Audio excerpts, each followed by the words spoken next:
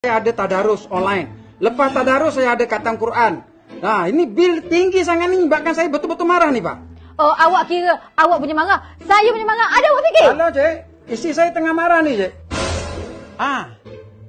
Dia marah sebab bil elektrik bulan ni melambung tinggi sangat, tak macam bulan-bulan lepas.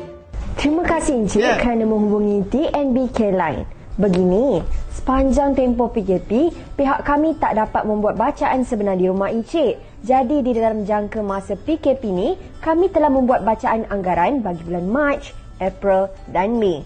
Apabila PKPB dilaksanakan, keadaan adalah lebih selamat buat pelanggan dan anggota kerja kami. Maka bacaan meter boleh dibuat di premis pelanggan bermula 15 Mei lalu secara berperingkat. Bacaan sebenar ini akan menunjukkan penggunaan sebenar Encik sepanjang tempoh PKP, di mana ibu ayah bekerja dari rumah, anak-anak tidak ke sekolah dan sebagainya. Namun, penggunaan elektrik akan meningkat semasa kita semua berada di rumah setiap hari, setiap masa untuk mematuhi kempen Stay at Home oleh kerajaan. Bil anggaran tu macam mana kau anggarkan tu sampai melambung sangat tingginya? Ya, tak macam bulan-bulan yang lepas. Bil anggaran dikeluarkan dengan mengambil kira bil semasa Encik sebelum tempoh PKP. Maksud saya, bil semasa sebelum PKP adalah bil yang dikeluarkan pada bulan Februari di mana ianya adalah penggunaan normal kita seharian di rumah sebelum PKP. Kalau mengikut data kami pun memang terdapat purata peningkatan penggunaan elektrik oleh rata-rata pengguna sehingga 20% ke 50% lebih dari penggunaan biasa. Oleh itu, jika bil-bil anggaran yang telah terkurang charge sebelum ini, pakinya akan dimasukkan ke dalam bil bulan Jun. Contoh, bil anggaran yang TNB keluarkan adalah RM70. Tetapi bil sebenar selepas kami membuat bacaan adalah RM100 setiap bulan.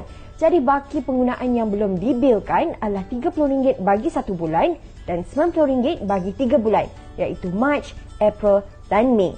Jumlah ini akan ditambah dengan penggunaan bulan Jun iaitu RM100 dan ini menjadikan bil pada bulan Jun berjumlah RM190. Untuk pengiraan bil sebenar pula, pelarasan akan dibuat berdasarkan prinsip prorata bagi memastikan ianya adalah jumlah yang adil untuk Encik.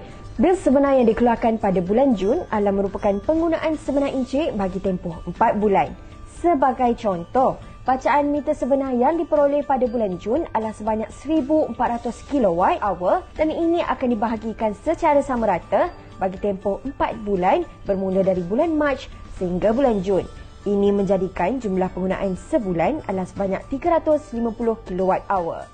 Dan ini adalah bagaimana pengiraan 350 kWh dilakukan. Bagi 200 kWh pertama, Encik akan di-charge 0.2180 sen seunit bersamaan dengan RM43.60 dan 100 kWh kedua akan di-charge 0.3340 sen seunit yang bersamaan RM33.40 dan baki terakhir 50 kWh akan di-charge 0.5160 sen seunit bersamaan RM25.80. Jadi, hasil tambah keseluruhannya adalah RM102.80 setiap bulan.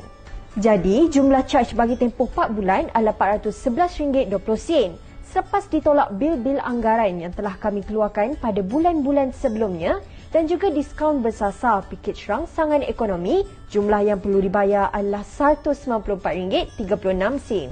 Tapi Encik jangan risau sebab pelanggan sememangnya hanya akan bayar apa yang mereka gunakan. Bukannya itu sahaja, bagi membantu mereka yang terkesan dengan peningkatan bil sebenar dalam tempoh PKP ini, TNB telah mewujudkan bantuan ansuran pelan bayaran mudah secara automatik sehingga 31 Disember tanpa sebarang charge tambahan.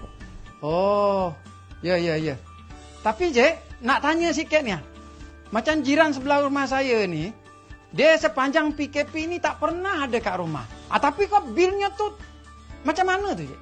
Oh, jika kes yang begitu, mereka tak perlu risau. Jika jumlah anggaran bil melebihi jumlah bil sebenar, lebihan bayaran tersebut akan dipulangkan apabila pelanggan menerima bil sebenar. Jadi, kalau Encik masih ragu-ragu atau masih kurang jelas, Encik boleh je hubungi kami lagi untuk penerangan. Encik boleh menghubungi TNBK Line dan kami beroperasi 8 pagi hingga 5 petang setiap hari bagi sebarang pertanyaan mengenai bil.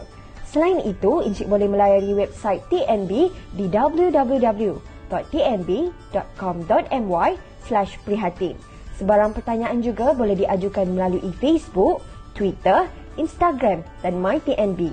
Pihak kami sentiasa sedia membantu. Ya. Baru saya paham. Ya, terima kasih, Cik.